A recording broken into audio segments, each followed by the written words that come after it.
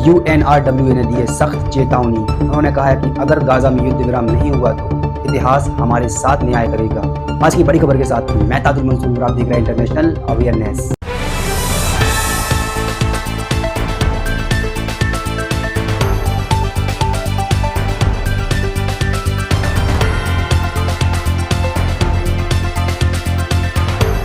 UNRWA के commissioner Philip लेज़ारिनी ने एक बयान जारी करते हुए सख्त चेतावनी दी है कि अगर गाजा के अंदर युद्ध विराम नहीं हुआ तो इतिहास हमारे साथ न्याय करेगा।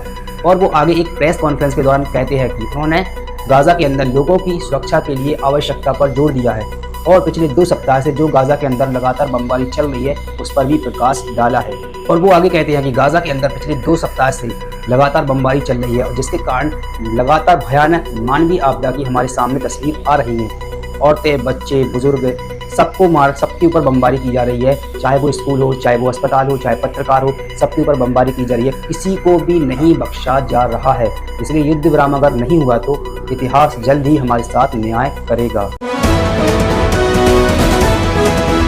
वहीं फ्रांस के राष्ट्रपति इमैनुएल मैक्रोन का कहना है कि यूरोपीय देश गाजा के लिए मानवीय गठबंधन बनाना चाह रहे हैं। और वहीं स्पेन ने यूरोपीय संघ परिषद में एक प्रस्ताव दिया था जिसका ये कहना था, उस प्रस्ताव में ये था कि जो इजराइल और हमास युद्ध चल रहा है, इस युद्ध के बीच लगभग हर 6 महीने में एक शांति सम्मेलन आयोजित किया जाएगा, जो कि प्रस्ताव स्पेन का यूरोपीय संघ ने कबूल कर लिया है, यानी कि पास हो गया है। और ये स्पेन के कार्यवाहक प्रधानमंत्री पेड्रो सांचेज ने खुद कहा है।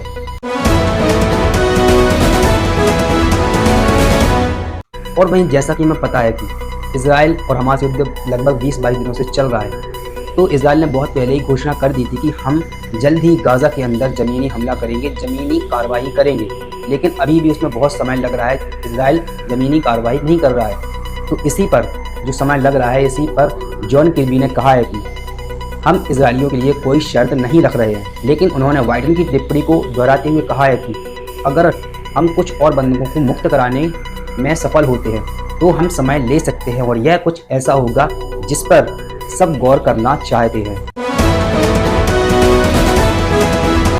और जैसा कि हमें पता है कि इजराइल लगातार बमबारी करते जा रहा है गाजा के ऊपर और इसमें कई हजार लोगों की, लगभग 7,000 लोगों की मौत हो चुकी है। पूरा गाजा शहर बर्बाद हो चुका है। लेकिन इसी बीच ये व्यक्ति, ये जो भाई साहब हैं, ये है मोस फजलन, जो कि इजराइल की पार्लियामेंट में बैठकर ये कह रहे हैं, पता ये क्या कहते हैं? ये कहते हैं कि अभी भी इजराइल ने गाजा के ऊपर जो बदला लिया है वो बाइबल के कानून के अनुसार नहीं है। गाजा को पूरी तरीके से जलाकर राख कर देना चाहिए। गाजा के लोगों पर एक बहुत ही बड़ी मानवीय आपदा, बहुत ही बड़ी मानवीय आफत लानी चाहिए। गाजा की जो शहर है, गाजा को शहर पूरी तरीके से जमींदोज कर देना चाहिए, एक भी पत्थर नहीं छूटना चाहिए। और गाजा के लोगों को, जो गाजा के लोग रहते हैं, उनको शहर छोड़ने पर मजबूर कर देंगे। ये इस प्रकार की बातें कर रहे हैं, लेकिन अब इनको कोई टेररिस्ट या आतंकवादी नहीं कहेगा। לא נותרת אבן על אבן בעזה. עזה הופכת לדרזדן, כן, שריפה מוחלטת. כלו כל הקיצים, ואנחנו עדיין בראש של אוסלו, ועדיין מקישים בגג. הלילה עוד חיל האוויר הקיש בגג לפני שהקפיל מגדל, עלוב, בבית חולים, ליד בית החולים שיפה. במקום לשטח את כל עזה. אז כל ה-64 מנדטים שלך, בנימין נתניהו, צריכים עכשיו להפגין מול הבית שלך. טוב. תשמיד את עזה עכשיו. עכשיו. वहीं इजराइल ने गाजा का पूरी तरीके से बर्बाद कर दिया है, शहर को जमींदोज कर दिया है, लोगों की लाशें पूरी तरीके से बिछी हुई हैं पूरे में।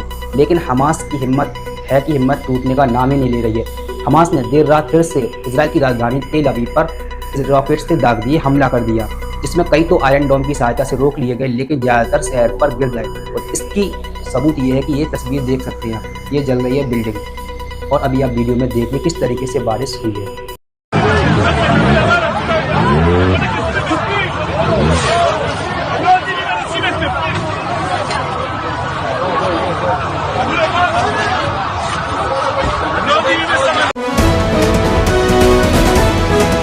वहीं WWE के फेमस बॉक्सर रोमन रेंस को कौन नहीं जानता, वो अपनी बॉक्सिंग के खातिर पूरी दुनिया में फेमस हैं। तो उन्होंने अपनी जो ऑडियंस है उसकी परवाह किए बिना फ़लस्तीन का समर्थन किया और कहा कि हम मजलूमों के साथ हैं।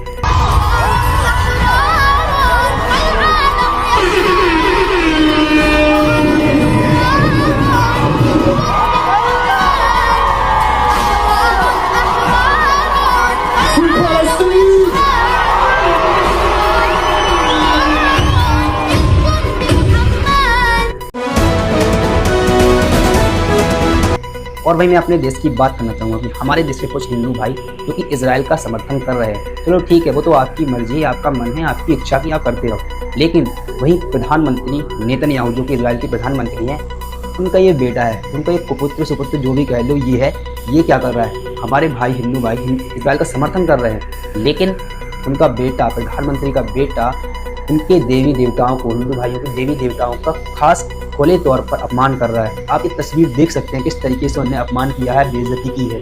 अब भी अगर आप लोग इजराइल का समर्थन कर रहे हैं तो फिर भाई करिए, कोई दिक्कत नहीं, और अच्छे से लोगों की सुनिए। अभी के लिए बस इतना ही। बने रहिए इंटरनेशनल अवेयरनेस के साथ, पल पल की खबरों के लिए सिर्फ इंटरनेशनल अवेयरनेस।